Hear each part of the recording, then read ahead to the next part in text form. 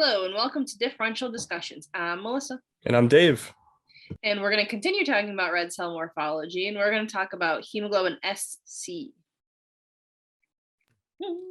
So yeah, SC is pretty cool. We have talked about other hemoglobinopathies.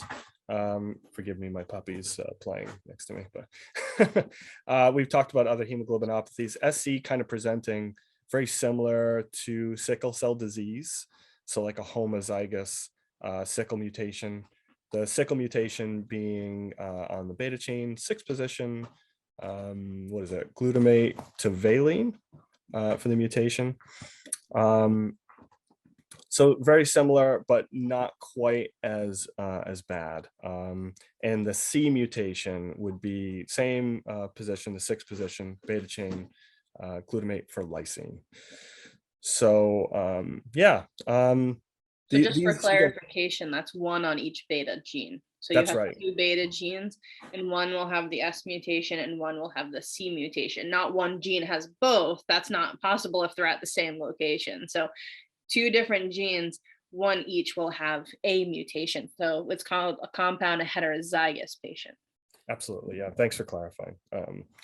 Sometimes I forget the audience might be a bit diverse in experience and understanding. So, yeah, the sickle cell disease, not fun.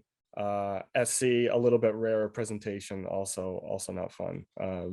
So one of the cool things that's unique to SC disease is you may see drepanocytes, but you will see these SC crystals. Okay, so I think we have one in the field here. Melissa, what do you think? Got a nice one right here. So these are kind of I don't know if pleomorphic is used to describe them, but they just have lots of different presentations. But one of the things that makes it stand out best, I believe, is the intensity of the color. So similar to drepanocytes, you can see that particular cell that's highlighted has that deep red to it. Yeah, really common with drepanocytes and SC crystals. Very common with uneven projections around the cell. It's not an acanthocyte, because this is actually due to the hemoglobin. So it's the abnormal fusion of this hemoglobin where it's trying the hemoglobin S is trying to sickle. The hemoglobin C is trying to make that rectangular shape that hemoglobin C generally does. And so you get this sort of odd looks, odd shapes, odd, little things sticking out at different angles. So it looks like an odd cell, and not every hemoglobin SC crystal is going to look the same. They're all going to look different. So they're going to be really interesting and really subtle. You really do need to be on 100x or very, very high magnification in order to see the SC crystals. Otherwise, you're going to miss them easily.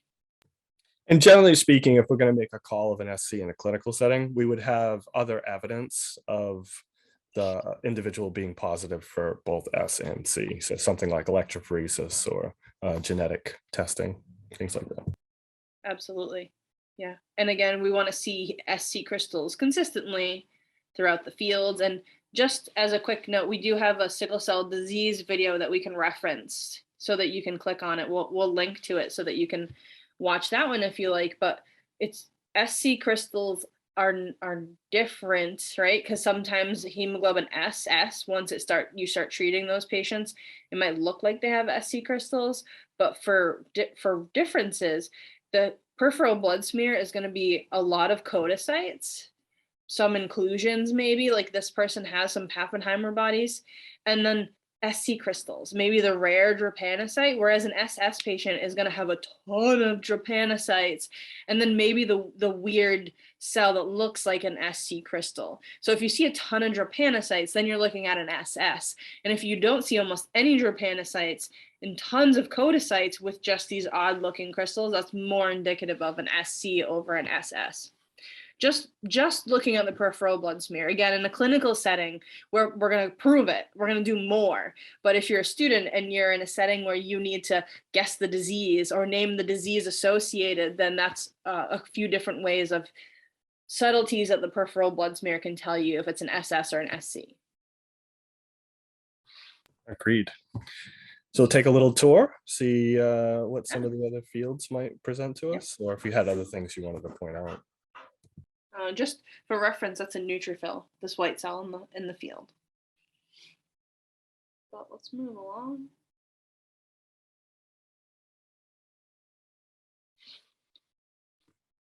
Yeah, and I'm seeing more now in here. Yep. And again, we're looking for that dark coloration, that darker hemoglobin color, like the other SC crystal. Yeah. You're switching up your arrows this time, Dave. I know, I'm trying out my options. Yeah, so definitely this one, like he was pointing at, looks like an SC crystal. There looks like there's a few others, like this guy has that same darker coloration to the hemoglobin to it that this guy does. And I'm wondering about this one. I'm with you 100%. That's another one I saw that looking weird, and it's doing a thing that SE crystals can do too, right? That little clearing there, central pallor or red cell perhaps, but you'll see that some SC crystals have this pocket in the cell that has like no hemoglobin in it. Yeah, absolutely. And sometimes my favorite SC crystals are when there's the hemoglobin's pushed off to both sides. Oh, I'm sorry, I just elbowed that as I the hemoglobin's pushed off to both sides and it's clear in the center. Those are like one of my favorite SC crystals. Oh, and I bumped the fields. Now we're in a different new field. Yeah, so there's some more SC crystals are over here. Okay. There's a dicryocyte right here. Another dicryocyte right here. Obviously, there's lots of codocytes in the field. Right. And then for clarity, these inclusions are Pappenheimer bodies. There's a bunch of little ones spread out in the cells. So, okay. Move around. Excuse me. Ooh. Field. Right there.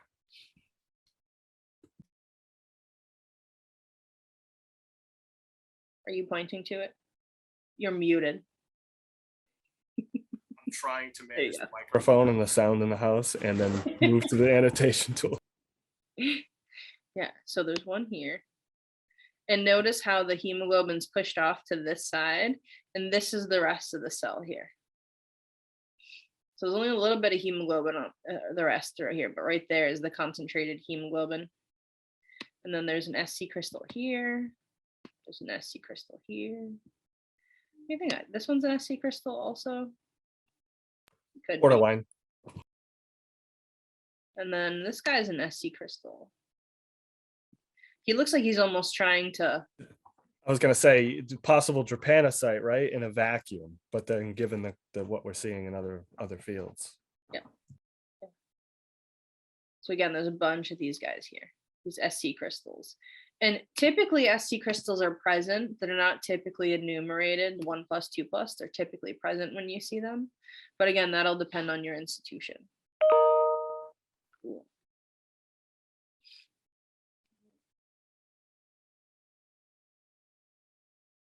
Oh yeah, there's a bunch of them here. Yeah, we're seeing more and more now, those little white pockets that we discussed earlier. Yeah. This one's got a nice one. See, it's got some hemoglobin here, and some white pocket right here, like Dave was just saying, those white pockets. And I was saying earlier when I bumped the scope that there's concentrated hemoglobin on each side. And then there's another one here where the hemoglobin's concentrated off to this side.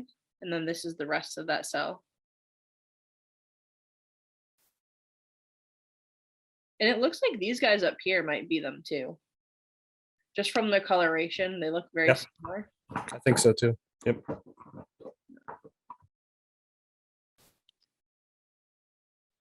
No, that looks like junk. All right, one more field. Sure.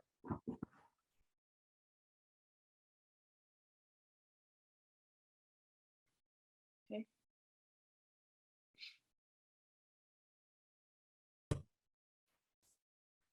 We have this guy down here. Oh, yep. I almost missed him. Yep, yep. I was just about to say this field looks like. Oh, and then there's one on the far right too. Yeah. Yeah, that's it though. Still more than enough to call them present, I would Oh, say. yeah, definitely. And, So we would call hemoglobin SC crystals present. I think I would call 2+ codicytes. yeah, that sounds right. And then Pappenheimer bodies. Mm-hmm. Those are present. I think there's like occasional polychromasia. Like I think this guy might be some polychromasia, but again, I don't think there's enough to call. Yeah, it's pretty low grade. So just the SC crystals, the Pappenheimers, and the codicytes. Mm-hmm. So thanks for watching. Yeah, thank you. Please like, subscribe, and hit the bell if you'd like notifications whenever we post a new video, and feel free to reach out to us on social media or via email with comments or suggestions about future content. Thanks.